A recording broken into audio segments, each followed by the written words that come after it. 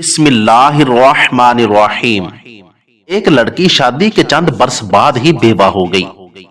اس کے دو چھوٹے چھوٹے بچے تھے جنہیں کما کر کھلانے والا کوئی نہیں تھا۔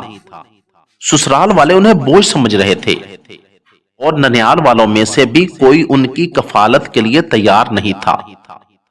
بچوں کی کفالت کی خاطر وہ لڑکی دوسرے نکاح سے انکار کر رہی تھی، کیونکہ وہ جانتی تھی کہ اگر میں نے شادی کر لی تو میرے بچے در بدر کی ٹھوکریں کھائیں گے۔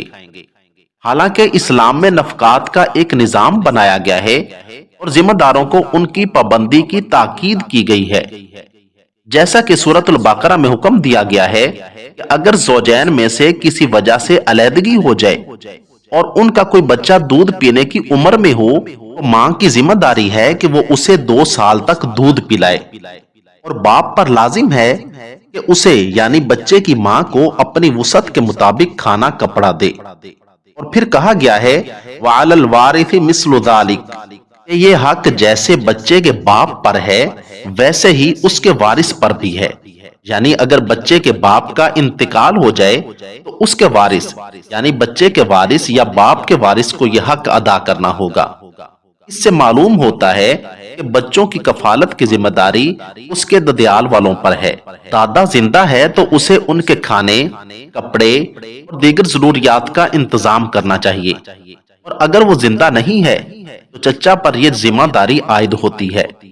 لیکن افسوس ہے کہ اس معاملے میں مسلم سماج میں ذمہ داری کا احساس ختم ہو چکا ہے۔ کوئی عورت بیوہ ہو جائے تو اس کے بچے بے یار و مددگار ہو جاتے ہیں، نہ سسرال میں کوئی اس کا اور اس کے بچوں کا پرسان حال ہوتا ہے، اور نہ ہی میکے والوں کی وہ توجہ حاصل کر پاتی ہے۔ اللہ کے رسول صلی اللہ علیہ وآلہ وسلم نے اس شخصیت کی فضیلت بیان فرمائی ہے کہ جس کی بیٹی طلاق یا بیوگی کی وجہ سے اس کے پاس لوٹ کر آ جائے اور وہ اس کی ضروریات کو پورا کرے۔ حضرت سراقہ بن مالک رضی اللہ تعالیٰ عنہ بیان کرتے ہیں کہ ایک مرتبہ اللہ کے رسول نے ان سے دریافت کیا کہ اے سراقہ، کیا میں تمہیں سب سے زیادہ فضیلت والے صدقہ کے بارے میں نہ بتاؤں؟ انہوں نے عرض کیا ہاں اے اللہ کے رسول، ضرور بتائیے۔ حضور نے فرمایا تمہاری بیٹی تمہارے پاس لوٹ کر آ جائے اور اسے کما کر کھلانے والا تمہارے علاوہ اور کوئی نہ ہو، یعنی سب سے بڑا صدقہ یہ ہے کہ آپ کی بیٹی آپ کے پاس کسی وجہ سے آ جائے تو تم اس پر خرچ کرو۔ اگر بچوں کی کفالت سے ان کے سرپرست بھاگ رہے ہوں، جس کی وجہ سے عورت کو ہی جد و جہد کرنی پڑتی ہو، ان کی ضروریات کو پورا کرنے کے لیے وہ مشقت اٹھا رہی ہو، اور اسے اندیشہ ہو کہ اس کے دوسرا نکاح کر لینے کی وجہ سے اس کے بچے ضائع ہو جائیں گے اور ان کی خبر گیری کرنے والا کوئی نہ ہوگا، تو اس وجہ سے وہ اپنا نکاح نہ کرے، اور اگر اسے نکاح کی پیشکش کی جائے تو وہ انکار کر دے۔ اس صورت میں انشاءاللہ وہ بارگاہ الہی میں اجر کی مستحق ہوگی۔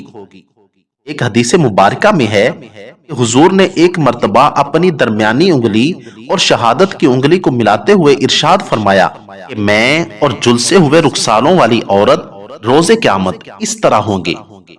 یہ وہ عورت ہے جو جاہ و منصب اور حسن و جمال کی مالک تھی، لیکن بیوہ ہونے کے بعد اس نے دوسرا نکاح نہیں کیا اور خود کو اپنے یتیم بچوں کی کفایت میں مصروف رکھا، یہاں تک کہ وہ بڑے ہو کر اس سے الگ ہو گئے یا ان کا انتقال ہو گیا۔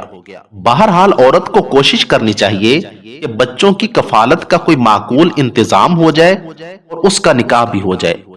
بغیر شوہر کے رہنا عورت کے لیے بہت بڑی آزمائش کا سبب بنتا ہے۔ اس کی عزت و عصمت غیر محفوظ رہتی ہے اور اس کی ضروریات زندگی بھی صحیح طریقے سے پوری نہیں ہو پاتی۔ کوشش کی جائے تو کوئی ایسا مرد مل سکتا ہے جو اس سے نکاح کر کے اسے تحفظ فراہم کرے اور اس کے بچوں کا بھی سرپرست بننے کے لیے تیار ہو جائے۔ اس معاملے کو حقیقت پسندی کے ساتھ حل کرنے کی کوشش کرنی چاہیے۔